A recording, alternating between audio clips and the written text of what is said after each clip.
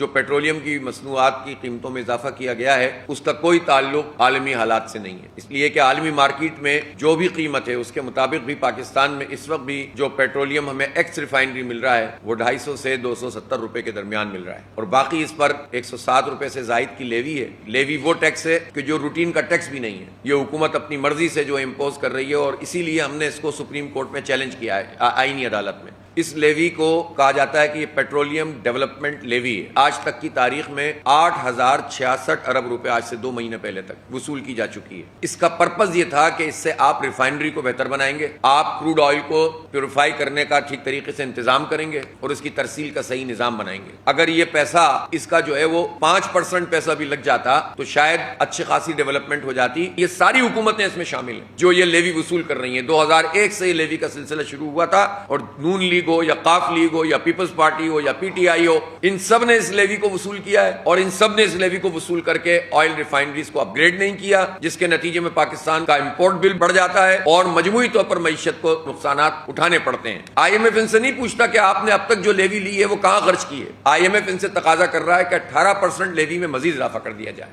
اور I am F ان سے تقاضا کر رہا ہے کہ آپ 430 ارب روپے کے مزید ٹیکس لگا دیں۔ اس نے آج تک کی تاریخ میں یہ سوال نہیں کیا کہ مریم نواز نے 11 ارب روپے کا جہاز کیوں خریدا۔